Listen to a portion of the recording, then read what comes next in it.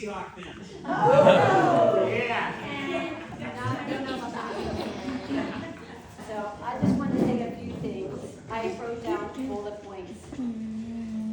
Our oldest one was in the hospital this week, and she's here, and I'm grateful for yours. But we had time. I had time to like a lot of prayer, but also quiet time to just write some bullet points. So Marci and Reagan. Marci, I know you know what you're getting with Reagan. She is fun. I have no doubt that you two will live a life of adventure, and it will not be boring. Like, I just know that. Reagan, you love to laugh. I was looking through photos as this wedding day approached, and as a little girl, like, you're always smiling and giggling and laughing, and I feel like as we get older, sometimes people lose that laughter. You've never lost it. And I pray you never lose it. Because I feel like when you laugh, it's a sparkle. Like, I know your emoji is the pink heart with a sparkle, but I feel like where you go, you sparkle and you shine that light. So keep that going. Marci, I'm sure you know this too, she's the creator of new words. Like, when you get cold and the hair stands up on your arm, Reagan has called those shiveries. So there's shiveries around. When something is very funny, it's hilarious, like hilarious. And we don't say the whole word, it's just hilarious. And when something's over the top, it's DEAD. Like, Reagan, you're a good friend. Reagan, you're loyal. You're a person of principle. You have a very strong justice leader and right and wrong. You are, you're not a pushover. You know who you are, but more importantly, you know who you are. And that's enough. You love Jesus and you want to share him with everybody.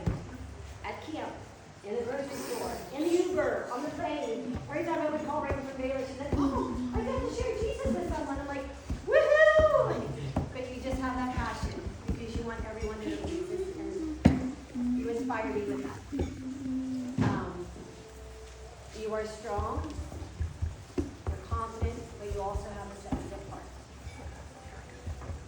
And how Joe is with my heart, Marci tomorrow, you're going to be the protector of her heart. And I'm thankful that you're the person. You're determined. You're very determined. I call Reagan my getter-doner. If you need a job done, she's my getter-doner. We picked EJ up. This is a quick story. We picked EJ and me up from the hospital yesterday. We're driving, or airport, I know, it's been a week. From the airport, we were driving to Ennis. And EJ shared something. She was talking about someone about the coveted Baylor athletic internship. And she's like, Reagan, I was telling them, how you did that. And it, like, when I say you're determined, Reagan, a year and a half ago, when Reagan was starting her master's program, she called me, and she was like, Mom, my mom. She was like, Mom, I just found out how this internship thing works. And I was like, all right. I'm in Pittsburgh. She's like, so there's like 5. So you pick 2 to get interviewed. And she's like, and it's face-to-face interviews. And then you write like the other 3 that you might want. She's like, but there's like Katie and Waco. They can put you wherever. It's like a match. You have to want them. They have to want you. And she's like, so you pick 2, and if they don't work out, then they can place you anywhere. Now, I don't know if you guys all know, but Waco is not so safe. And I said, so what are you doing? She's like, I really want to go for Baylor Athletics, but like, it's one that everyone goes for. There's kind of like 2 schools, like everyone's vying for that one position. And she's like, but I really want it. And I was like, so Reagan is very determined. Not so much in the athletic realm, but she's determined in life. But like, I'm more athletic, so I'm like, I've seen Reagan like at cross country, hey. It's like, okay, like I think they might be looking for someone that's kind of like, come on, get it. And I was like, Reagan, why don't you not go for that one? Because so many people are going for it. And makes others, if you go for 1 and 2 other ones, so like they give a better chance. And yeah, And she's like, I don't know, I'll pray about it. And I was like, okay. So then a few days later, she's like, Mom, I'm going for the Baylor Athletics. And I was like, all right, go, just go. So then she got her interview, and a week and a half later, she called me, and she's like, Mom, and I said, yes. She's like, I got the Baylor Athletics. I'm like, you got the Baylor Athletics? And she did, and I was like, it was a good reminder to me that sometimes as a mom, I need to just step aside and let my kids do their thing. So it was, I was so proud. Yeah. The funny thing was, in her first class, when you had to show up the next year, everyone had to introduce themselves because it was two groups coming together and say where your internship was. And she was like, I think I'm going to be honest. I was like, she was like, I'm Reagan Diggins and I'm in the Baylor Athletics, and all these athletes are like, oh, because she's the one that got it. But I was just so happy for you that you went for it and you didn't listen. And then you have a servant's heart, Reagan. You step in when you see a need without being asked. And I know this. Okay, this is where Marky comes into the picture. Marky, I would say 2 summers ago, Reagan had all these friends that were getting married. It was a hard summer. It was like, Reagan was in this wedding, and this wedding, and this wedding, and this wedding, and she was like, Mom, what about me? And I was like, Reagan, I know the Lord has someone for you. You haven't met him yet. But I was trusting in God's plan. And then everything worked. And there was a little eagle this morning. And I was like, Marky, it was like, so I'm going to share a story. When Joe and I did counseling, marriage counseling, our minister, and there's different variations of this story, but our minister gave a story about the 10-cow wife. And I want you to pay attention to the man in the story and not so much the sisters.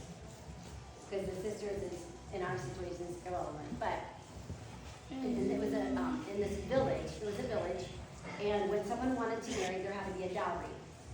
And the older daughters had to be married first, and so there was a family with 2 daughters.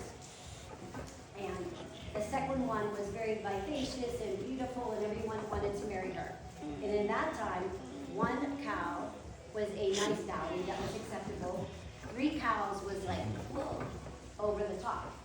And so everyone would approach the dad and say, hey, I would like your daughter in marriage. I'll give you a 1 cow, 2 cow. And he was like, well, that's very kind, but I need to marry off the oldest one first. Who was very simple and didn't get a lot of attention. And so this tradesman came on the island and said, and saw this oldest daughter. But he went up to the dad and he said, I'd like to offer you a 10-cow dowry. And he's like, oh my goodness, wow, that's a lot. Like, thank you, but I have to marry off my oldest daughter first. And he's like, that's the one I want. And in that tradition, you would give the dowry and you would take the wife away for a year. And you would come back. And so what happened was when the oldest one left, she was simple and just no one really paid much attention to her because the second one got all the attention. Reagan, you could attend Calvin on your own. Martin, I have watched your relationship and how you treat Reagan. And I believe you make her feel like it's somehow. And I see it in her because when you have shown her that she's a 10-cow wife, she believes she's a 10-cow wife. And then everyone sees that she's a 10-cow wife.